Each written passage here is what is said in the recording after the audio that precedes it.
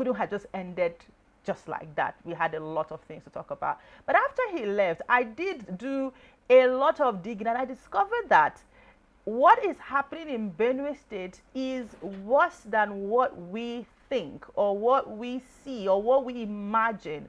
Because if you notice during the headlines that I read out earlier on today, there was a protest, because of the killings of some persons in Benue State, that is in Otukpo, by the headers. And so he's here to expatiate more on this. And it's Benue in Focus. I have Mr. Kennedy Angbo is here with me this morning. Good morning. Good morning again. Thank you for having me back in your studio. Yes, and I'm It's my happy that you pleasure. did not run away. Thank you. All right, so let's dive right into it. There was a protest due to the killings. You shared some very important information with me yesterday, and I spoke with some persons, and it's not as pleasant. Has there been any security update between yesterday and today that would, bring down and calm the people in Otukpo? The situation in Otukpo is very, very dire. In the last 1 week, there has been a spike in insecurity, both of cultism, all forms of crimes and criminality. But the most recent one, and the one that is of utmost importance, is the one that happened within this 1 week. People are abducted, people are killed, and people are kidnapped. And women are being raped. Some women have been there for 20 days, 30 days, and they are just being raped to an extent I cannot explain explicitly on national television. But I can tell you that the reason why this is happening is because of the almost or near complete breakdown of the inability of the security people to live up to their expectations. And I don't say this kindly, because the primary responsibility of government is to protect lives and property. And as it speak right now, they are going these people go to homes, pick people up, kill them, and just move around without being checkmated. So 5 days ago, 2 young men were kidnapped. They were leaving their village, which is my constituency, for a wake-up, and they were arrested and they were kidnapped. These young men that were kidnapped around 10, well before 10, luckily their captors were asleep, and the 2 of them ran away. These are people I know personally, and I asked them, describe what you saw, and they told me that they are Fulani men. This is no profiling, but we must call it the way it is. A day after that, these same criminals came to the same village again, called Igbeji, in Alan Ward of Otukpo local government, and attacked one Miss Egenyo in the community and kidnapped a person from there. The next day in Otukpo, in Asa 1, where we popularly call Asa Roundabout, these same people went to Asa and shot a woman who was trying to close her shop when she noticed that there were criminals, and they shot her point blank. The picture I have here. That same day, they shot another man, an Igbo man this time around, and kidnapped all his family members from his house.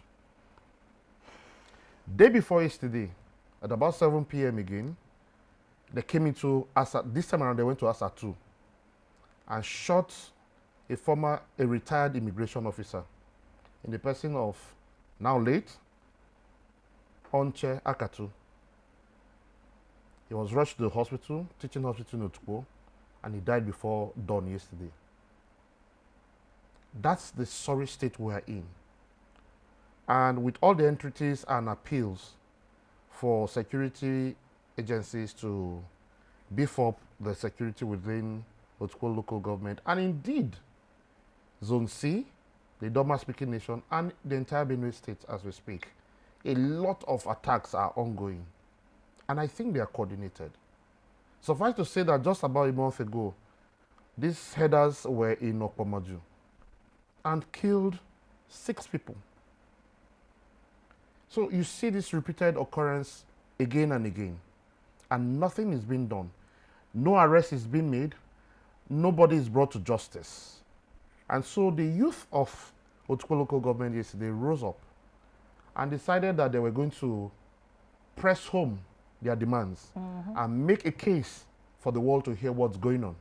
Because Otukpo is not a remote state, local government. Otukpo is one of the prime local governments in Benue State, and indeed in Nigeria.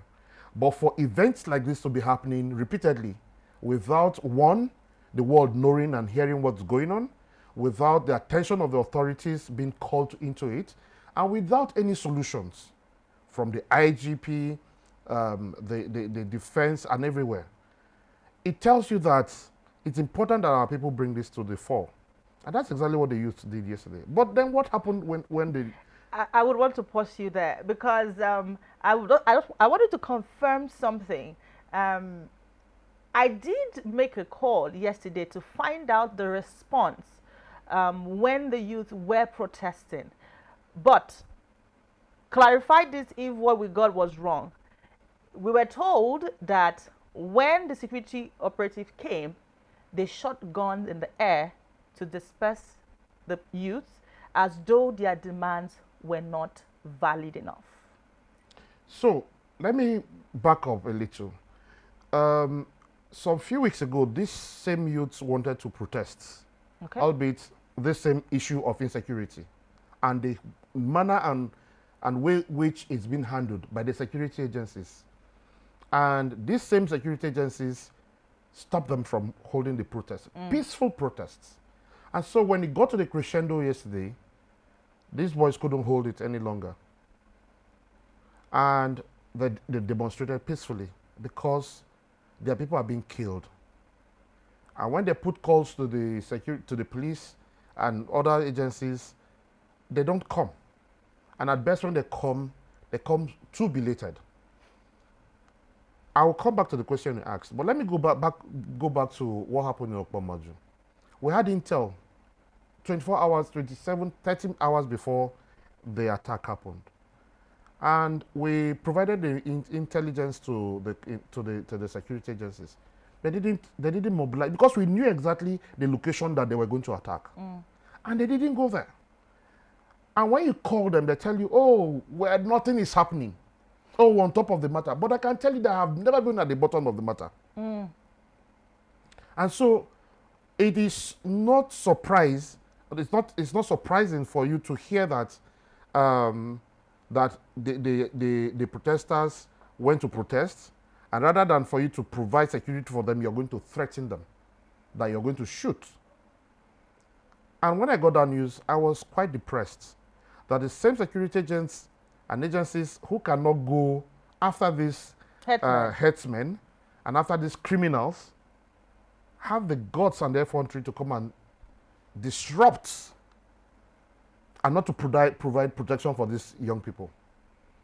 And the reason why they are saying this, and I explained this yesterday, that the reason why you see jungle justice happen and people take laws into their hands is because there's this feeling that we are not protected. We surrendered our rights for the states to protect us, but the same states cannot protect us. Therefore, we have the right to self-defense. And they're not even doing self-defense yet. They're asking that you rise up to the occasion and nip this crisis in the bud. Now, do they have the intelligence? I told you that there are layers to insecurity or security threats. the scooping part where the DSS does their job, and I think the DSS is doing their job, but between the gap is between when the information is disseminated or passed to the next level that you're supposed to interfere, because the police primarily has the role, constitutionally speaking, to protect lives and property, which is to prevent crimes and to apprehend criminals. But when this information is given to you and nothing is done, and I can also tell you that there are also allegations against, particularly the area commander, that he recently said that there is no security threat in Otukpo. But we have seen, after the robbery case of last year, we have seen increasing case of criminality in Otukpo local government. And indeed, across the Otukpo Zone C, which covers 9 local governments. But here you have people saying that there's no cause for alarm. No, there's no insecurity. No, we are on top of the matter. And yet, on a daily basis, people are killed. Even to mention that just yesterday morning, a toddler the body of the toddler was found macheted in a gutter in Otukpo yesterday, around somewhere in Zone HB in Otukpo. And they're not unraveling these things. So how can you allow crime to keep festering and you're not bringing closure to it? Families are not having closure. The communities are not having closure. Community leaders are not having closures. And you expect that these people should just fold their arms and pat you at the back? No. They have the right also to be heard. They have the right to also press demands that these issues should be brought to a halt. But you fail to do that and you threaten them. And I do not think that speaks well of our security community. The security agencies must live up to his billing and his duty. Your job primarily is not to come and end salary. Your job is to end crime or reduce or prevent crimes and criminality. But that is not what we're seeing in the local government right now. As we speak, there is tension. By 6:30, 7 o'clock, everybody is running to their homes. So it means economic life is dead, social life is dead, nothing goes on. Because people are afraid of their lives and their livelihood. People cannot come and invest because there is this seeming posture of the security agencies that cannot guarantee life and the security of the people.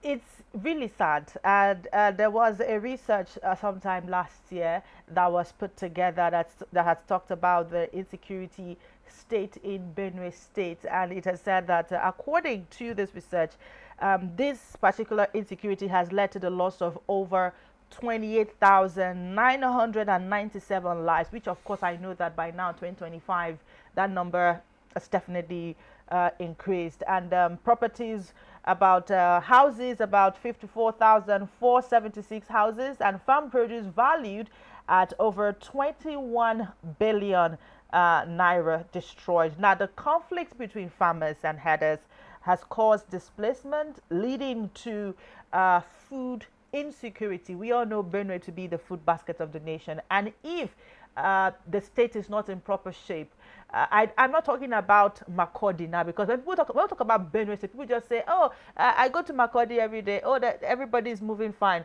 We're talking about the places where this food really comes from. How many farmers are able to go to their farmland? And so this research, has it that we are losing so much. We're losing so much because if the food basket of the nation cannot produce, then it's a big deal. But let's now go to the governor. Whenever we talk about issues regarding to insecurity in the state, the first thing people always ask is, what is the governor doing? I know that for you, in your capacity, you're doing your best. But then again, there's just a limit to what you can do and to what you can achieve. What is the governor doing? Has there been any time where he has a sit down with Mr. President and say, no, I need to sit down with the president. I need to tell him what is really going on. We need to solve the problem, even if it means declaring state of emergency or something. Let us do it. Has there been any strict decisive measure by the governor of the state to say, okay, My state is on fire. How can we solve this? Well, I'm not going to hold brief for the governor. I'm not his media aide. But I can tell you that the governor is doing his best as possible as he can. But what is being done is not enough to secure and guarantee our lives and the property of the people. What would you suggest?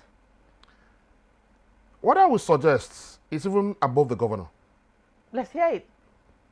My first suggestion is that Nigeria is overdue for one, community policing. Okay. Two, farmers should also have the right to defend themselves. And indeed, all Nigerians. Because we have been doing the same thing over and over, and we're getting the same result, and I think it is sanity for us to think that it's going to change. I know that recently the governor distributed quite a number of trucks to the security agencies. But that in itself is not enough to fight crimes.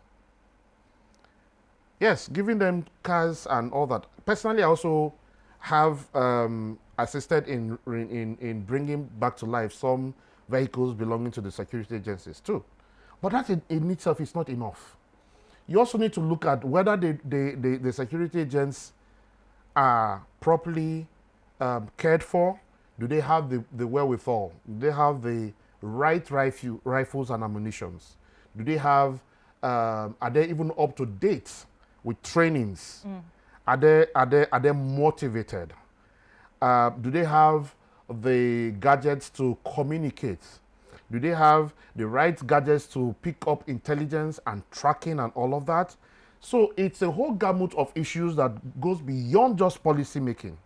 Yes, policy making and government providing some of these things are important. But then you know that no governor essentially controls any security outfit. Not one. Except the military, not paramilitary now, the quasi security outfits like Amoteco and the rest that states are trying to set up. Now, and even the Amoteco has not been accepted. Even those do not have the right constitutional backing yet. Yes. And like for Benue State, we have a legal framework that's supposed to protect the volunteers guard or the security outfit of the state. But in terms of enforcement of the laws, we have the law of anti-open grazing bill law that was passed in 2019 and then reenacted just last year by the 10th Assembly.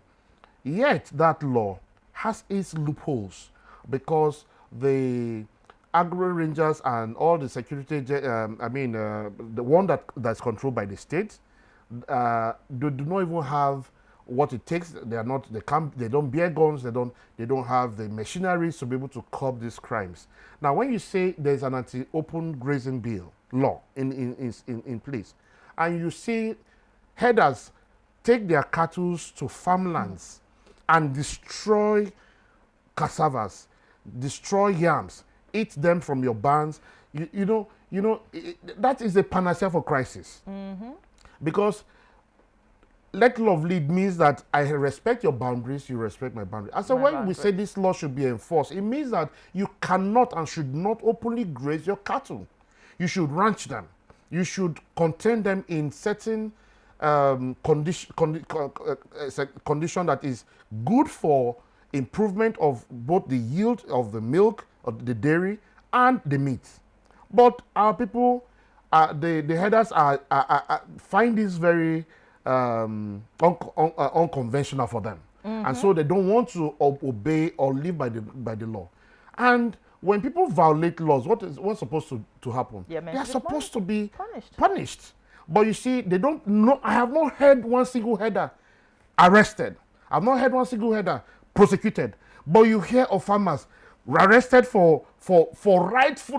wrongfully arrested for making sure that they control pests, Anything that eats on crops is a pest. Yes. Including a cow who that grazes into farmlands is a pest because a cow is not supposed to go into farmlands. So if I put pesticides on my farm and you graze your cow to come and eat on them and they die, and you pick me up that I have poisoned a cow or cows, I think that is travesty of justice. The law, like I said yesterday, is not double-faced. The law is for every individual. It means if a man commits it in Karamamuda, the law should take his course. If another man commits it in Port Harcourt, the law should take his course. But when you now apply the law, like we saw in Adamawa, and like we are seeing in Benue now, that only the farmers can be punished, then that law is standing on its head. And I think we need to, the justice system needs to take into account that every Nigerian has equal rights. And that right is enshrined, is protected by the Constitution. And that law, the protection of every life and property is sacrosanct. Not some lives, not some property, all of them. I will just ask you one last question before we wrap up this morning, before I let you go. Is the issue of, you've talked about solution, what you think about farmers should also be allowed to protect themselves, state policing and the likes. These are all wonderful and fantastic ideas. I'm just trying to picture how farmers are going to have their weapons, strapped up on their shoulder, and then they are in the farm, and then maybe an unwanted element comes in, and once you see their own level of protection, you are being very careful because you never know what hits you. But let us look at it from this other side. The president did create a Ministry of Livestock, which a lot of us were thinking that, okay, this Ministry of Livestock is going to handle issues like this. Oh, okay, you don't take your cattle here. These are the places it should be, and then do some form of orientation. But apparently, that is not the case. It seems like the Ministry of Livestock is just there. How do you think that this ministry can be utilized effectively to serve the people, especially the farmers? Now, the ministry is called what again? Livestock. Okay. So it tells you that the ministry is skewed towards only livestock. It means everything in terms of policy implementation and execution is for the empowerment and betterment of livestock. Now, no single race or ethnicity has a right over livestock. I, as an individual, can decide to start livestock production. No, I'm not precluded. Nobody is precluded. And it's not an exclusive preserve of anybody either. But the thought of it alone tells you that if we're going to do, if this ministry is set up just for livestock, it means that it has to do has everything to do with livestock. And one of the fallouts of it is that there is a call for Ruga, I think a recreation of that policy that is coming back to life again. And you know how Nigerians vehemently opposed and kicked against that policy or that program. Now, sometimes again we kick against things that we do not have full knowledge and understanding of it, which is why it is not the responsibility of the ministry and the government to educate people properly before you start embarking on those programs. So you go and you tell people, this is what we want to do. If your community wants to get into livestock production, you can come together as a group and we can fund it. Or you get a parcel of land, you do this, you do this, you do this. Then you also go to the people who are pastorally known for livestock production, the Fulanis. And you also go and educate them. Now we are changing and we are transiting from what you used to know to a more modern approach, which means you have to ranch, you have to keep them somewhere, and you need to do these things before you roll out the program. Now, what now is the synergy between the livestock ministry and the Ministry of Agriculture? They are supposed to be one and the same. Yeah. It's supposed to take just coordination, but what we do is that we keep multiplying the roles and the responsibilities. And so you see people coming up with these policies and these programs all the time without properly situating it. And that is where the crisis lies. But again, if I go back and I say, okay, let's go to the issue of farming. In Benue, for example, I'm aware of uh, way west, I think, in Naka, somewhere in those that region. We're talking about people protecting themselves. People hire security agencies, NSCDC, police to go and protect them to go to the farm. You pay. That's how much it has gotten to in Nigeria. Which is not supposed Which to is be. not supposed to be. So, yes, again, I believe that the governor should sit with Mr. President and demand that an urgent and drastic solution is proffered to this crisis that is lingering in Benue. Because the truth of the matter is that Benue State is not farming anymore. The people of Benue were not farming. Even the biggest farmers find it difficult to go to their farms. I know of a man who has hundreds of hectares of rice farm, but he can't go because he's prevented by these headers. I know, I just last year, I lost a very close friend of mine because they had gone to the farm to protect some farmers and he was killed by the headers. So the crisis we're talking about is deep-rooted, and we must begin to look at what are the interests, who are the people sponsoring, who are the people funding this interest, who are the people arming these headers, because that's not what we used to know. Headers used to carry just sticks. Now they're carrying AK-47. Now they have ardos that blow hot and tell you that you cannot do anything. That's what is happening in Otukpo. The ardo used to live in Otukpo. Now he has moved to Onyagede and he's blowing hot. He has even confronted the Otukpo, who is my traditional ruler, and told him that there's nothing your people can do. And so I'm saying these things so that the world can hear. We are being challenged on all fronts. They are moving mercenaries. They have a militia arm that goes around killing and maiming people. The entire span from Otukpo all the way to Oweto Bridge, about 105 kilometers. You cannot travel on those roads. Last year I was attacked. I was shot on a broad daylight. More than how many marauders were on the road and shooting me just before 4 p.m. So that's the state. Just last month again, a friend of ours was killed, Alhaji Abbas, on that same road. You have heard them kidnap doctors on that road. You've heard them kidnap every now and then they take a whole bus. Kidnap everybody, all the passengers on it. Just last week, about 12 people were kidnapped in the night.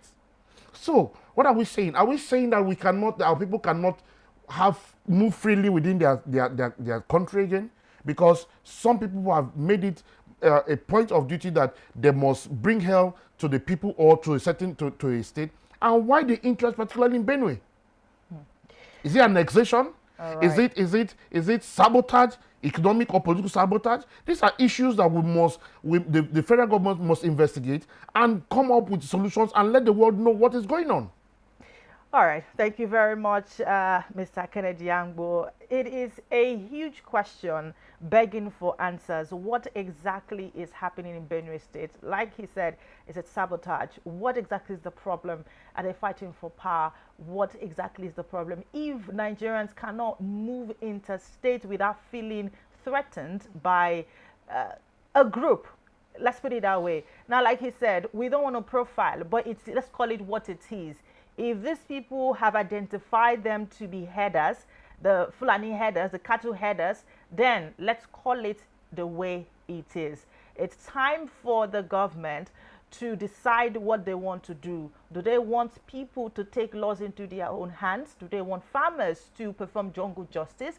Do they want farmers to take up arms by themselves? Or do they want to put themselves together and solve the issue of insecurity, especially in Benue State? We cannot call Benue State the food basket of the nation if people cannot go to the farm and even provide food for their state, not even the nation this time around. So it's a huge problem that is begging for solution, and we do hope that the relevant authorities would put themselves together and solve this problem. Thank you so much, Mr. Kennedy, for coming on the show.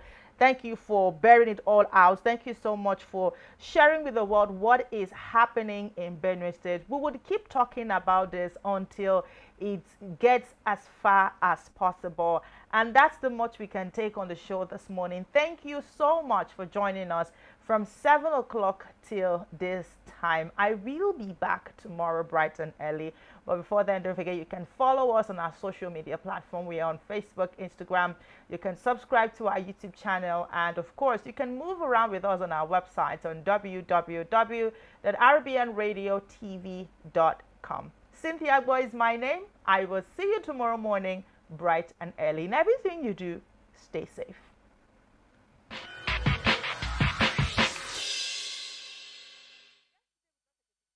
My name is also